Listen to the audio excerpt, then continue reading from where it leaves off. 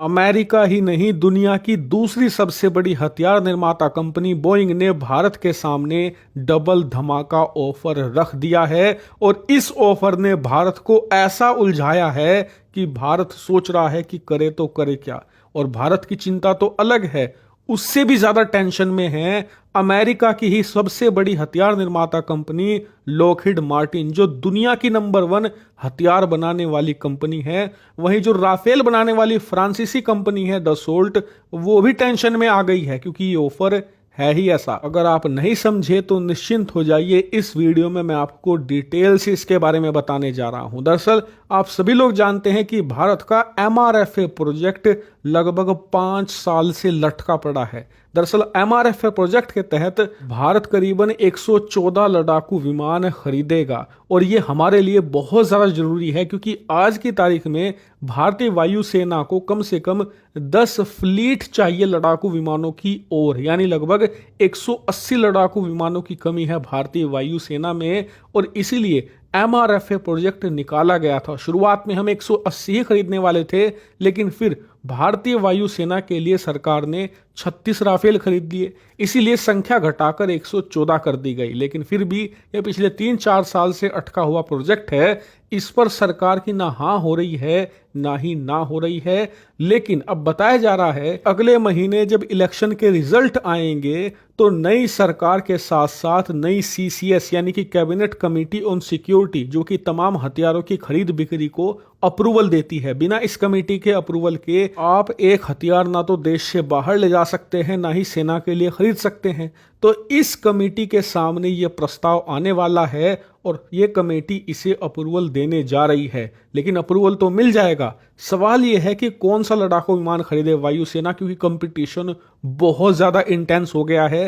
पहले लग रहा था कि हम राफेल ही खरीद लेंगे, लेकिन अब से 1 महीना पहले अमेरिका ही नहीं, दुनिया की सबसे बड़ी हथियार निर्माता कंपनी लॉकहीड मार्टिन ने भारत के सामने फिर से अपने नए नवेले F-21 फाइटर जेट को पुट किया है, और ज्यादा नई टेक्नोलॉजी और ज्यादा बड़े शानदार ऑफर के साथ। इतना ही नहीं, फ्रांस की कंपनी डसोल्ट भी अपने राफेल लड़ाकू विमान को भारत के सामने प्रेजेंट कर चुकी है और वो चाहती है कि भारत इसे ही खरीदे। यानी कि देखा जाए तो इन दोनों लड़ाकू विमानों में अभी टक्कर थी, लेकिन अब अमेरिका ही नहीं, दुनिया की दूसरी सबसे बड़ी हथियार निर्माता कंपनी बोइंग ने एक ऐसा डबल धमाका ऑफर रख दिया है कि दोनों कंपनियों की, लॉकहीड मार्टिन की भी और डसोल्ट की भी, दोनों की सिट्टी पिट्टी गुम हो चुकी है। ऐसा क्यों? आप ऑफर सुन लीजिए।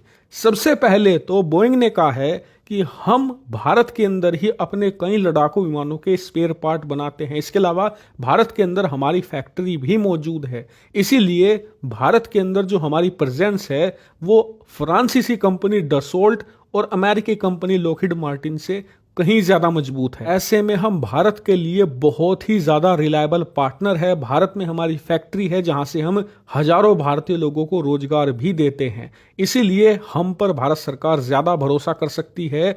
और उससे भी बड़ी बात, इन्होंने भारत के सामने अब डबल ऑफर रखा है। पहला ये कि आप हमारा जो F-15 लड़ाकू विमान है, जो कि EX मॉडल के साथ आता है, जो दुनिया में अनबीटेबल लड़ाकू विमान माना जाता है, मतलब कि डॉग फाइट में आज तक कोई भी लड़ाकू विमान इस F-15 EX को नहीं मारकर गिरा सका। ये अजय है अब तक, और इसने सबसे ज्यादा युद्ध भी लड़े हैं, चाहे वो इराक का युद्ध हो, चाहे वो उसके बाद सीरिया का युद्ध हो, हर जगह इसने कमाल किया है।